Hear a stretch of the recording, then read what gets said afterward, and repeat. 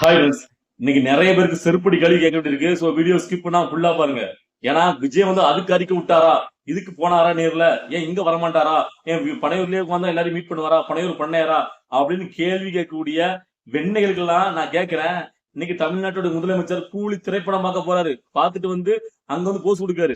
ஆனா அதே இது கூலிக்காக போடக்கூடிய தன் மக்களை நைட்டோட நைட்டா அடிச்சு விரட்டாரு. குண்டு கட்டா தூக்கிட்டு போய் கைது பண்றாங்க.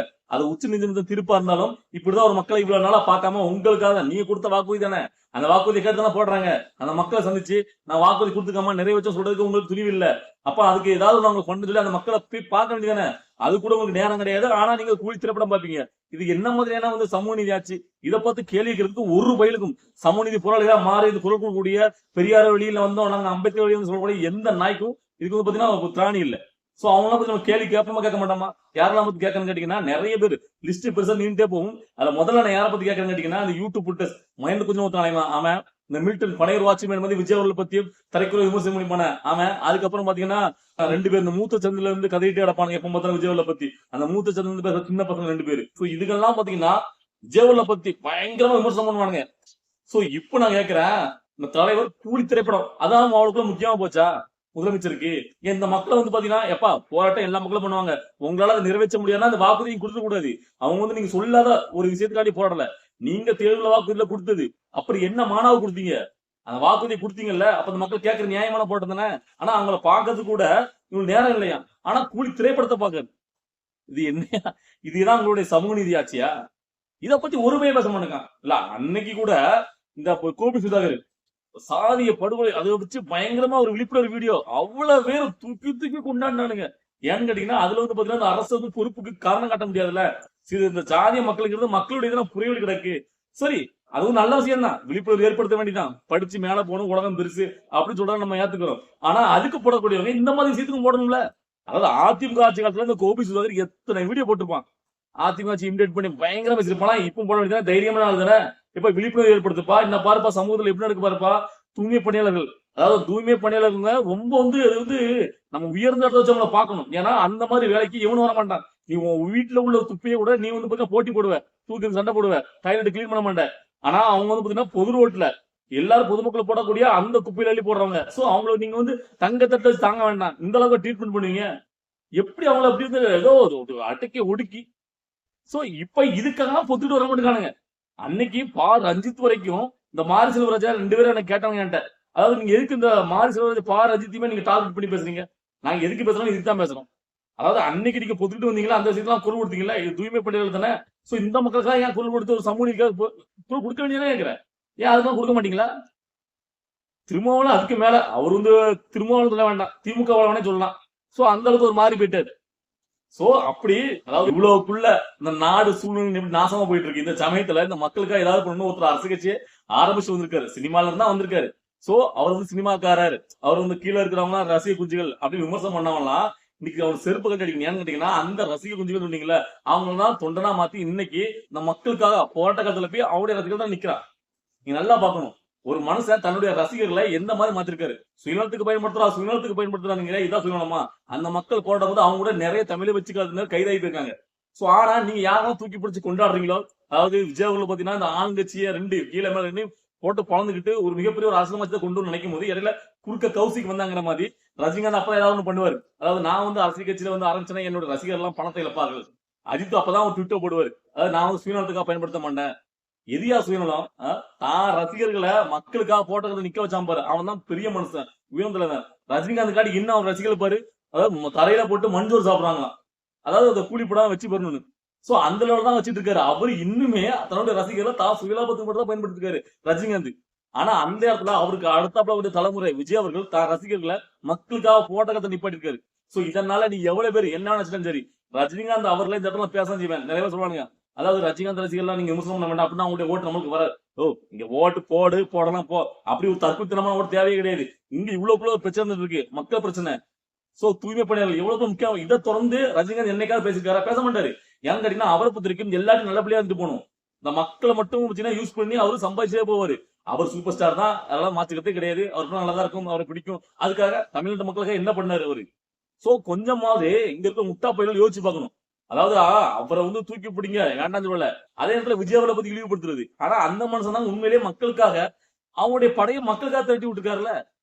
அப்ப எது சுயநலம் எது பொதுநலம் இல்ல. இதுல இந்த ரஜினிகாந்த் கமல்ஹாசன் எல்லாம் சுத்த வேஸ்ட்.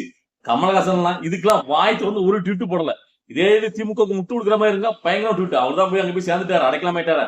சோ இருந்தாலும் நம்ம கேட்க வேண்டியிருக்குல்ல. அதாவது மூத்த தலைவர்கள் பெரிய நாயகன் உலக எதுக்கு இந்த பட்டெல்லாம் வச்சு என்னத்துக்குன்னு கேட்கிறேன்.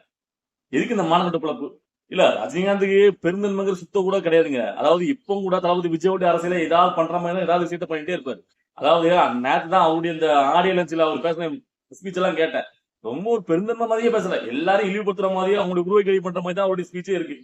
அது புதுசா ஒருத்தர் கேரளா ஒருத்தர் அடிச்சுக்காருல, அது மட்டும் அந்த அவரை பத்தி சொல்றதுலயா இருக்குங்கிறது, அமெரிக்கான குள்ளமா இருக்குங்கிறது, அவருடைய கமலஹாசனுடைய பொண்ணு அவங்க ஸ்ரீகாசனை பாத்தீங்கன்னா நீங்க வந்து இப்ப எல்லாத்தையும் டோட்டலா பாத்தீங்கன்னா ஒரு மாதிரி டேமேஜ் பண்ற மாதிரி தான் பேசிருக்காரு. இது எப்படியா பெரிய மனுஷன் பேசுவாங்க. சோ அதே பாத்தீங்கன்னா நீங்க விஜயோட ஸ்பீச்சை கேளுங்க, அவருடைய ஆடியன்ஸ்ல எல்லாரும் பூர்ணம் தான் பேசுவார். சோ ஒரு மனுஷனுக்கு இருக்கிற அந்த பணிவு மத்தவங்க உயர்த்தி பேசுங்கிற தன்மை வந்து பாத்தீங்கன்னா இயல்பா வரணும். அதையும் பாத்தீங்கன்னா இவ்வளவு வயசான மட்டும் பெருசு மனுஷன் கிடையாது. அதாவது அந்த மாதிரி குணம் இருக்கணும். சோ ரஜினிகாந்த் வந்து பாத்தீங்கன்னா சும்மா வந்து படத்துக்கு மட்டும் தான் அவர் லாய்க்கி, படத்துல ஒரு சூப்பர் ஸ்டார் அவர் ஸ்டைல் பண்ண அதை தான் ஒத்துக்கலாம். மத்தபடி ஒரு சாதாரண தனிப்பட்ட மனுஷனா பாத்தீங்கன்னா அவர் என்ன பெரிய மனுஷன் அப்படிங்கிற கேள்வி நமக்கு திரும்ப வந்துட்டு இருக்கு. ஏன்னா இங்க நிறைய பேர் பாத்தீங்கன்னா விஜயோட அரசியலுக்கு பேசும்போது விஜயோட அரசியல பேசும்போது உடனே ரஜினிகாந்த் அஜித் இழுத்து உள்ள விடுவானுங்க. சோ இப்போ நாட்டு நடக்கக்கூடிய விஷயங்களுக்கு எல்லாம் எதிர்த்து இந்த யாருமே குரல் கொடுக்கறதே கிடையாது. இதே சூர்யா உட்பட. சோ சூர்யாவும் இப்படிதான். இதே அதிமுக ஆட்சியில் இப்படி ஒரு விஷயம் நடக்கட்டும். இன்னத்துக்கு சமூக போராளிகளா பயங்கரமா சூர்யா ஜோதிகளும் குடும்பமே பொங்கி எழுந்திருக்கும். இப்ப திமுக ஆட்சி நடக்குது, இதுக்கு இடமே தெரியாது. நிறைய பேர் இருக்கானுங்க சித்தார்த்த அவ்வாயமான.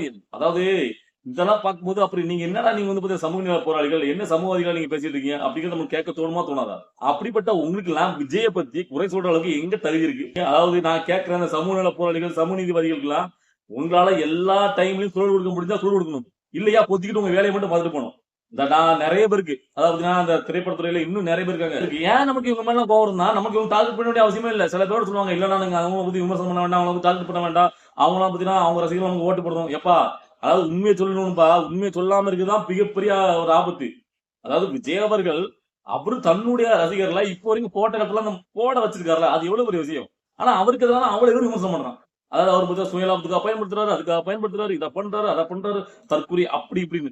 இதுல நான் தமிழ் கட்சி வேற, அதை போடுறதுலயே போடுறாங்க அவசியம் தான். ஆனா விஜய் அவர் தான் பையன் டார்கெட். அன்னைக்கு அவர் அங்க போவோம் படையில வச்சு பேசினார்ல, அதுக்கு துட்டு இடுமோனங்கார்த்திக்கு சாட்டை எல்லாம் பாத்தீங்கன்னா வீடியோவா போட்டு தள்ளுறானுங்க, ட்வீட் போட்டு தள்ளுறானுங்க.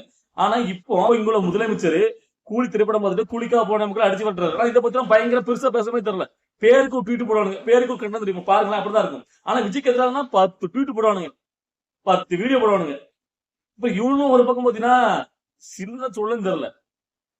அடிக்க வேண்டிய யாரு யாரு, எதிர்க்க வேண்டிய யாரு, போர் கொடுக்க வேண்டிய ஆள் யாரு, அதெல்லாம் பார்த்து போர் கொடுக்க மாட்டானுங்க. விஜய்க்கு எதிரான அவரோட இல்ல நான் தெரியாம இருக்கிறேன். அன்னைக்கு விஜய் அவர்கள் பனையூர் ஆபீஸ் வச்சு சந்திச்சாங்கல்ல, அப்ப என்ன அமர்த்து பேசுறீங்க? நேர்ல வராத மக்களுடன் தலையில இருந்து போராட தலைவர் என்ன தலைவர் கேட்டீங்களா? இன்னைக்கு அந்த மக்களை அடிச்சு வெட்டுறாங்க, குண்டு கிட்ட கைது பண்றாங்க. உங்களுடைய சீமான் கைதாகி போயிருக்காரா? சீமான் போராட்டத்தை பின்னாரா? நீங்க போனீங்களா? அது என்ன போயிட்டு கூட்டத்தோட குடமான கோவிந்தா வந்து கோசம் மட்டும் அதுக்கு கலந்து போக வேண்டியது எல்லா கூட்டத்தையும் தானே பண்றீங்க. சீமான் இப்ப இங்க வீட்டுல தான் இருக்காரு. இல்ல சாட்டை திருமணம் கார்த்திகை எல்லாரும் எங்க இருக்கீங்க? அந்த கைதாகி போயிட்டீங்களா? ஆனா தமிழை வச்சுக்காதுக்கு சேர்ந்தவங்க கைதாகி போயிட்டு இருக்கான்.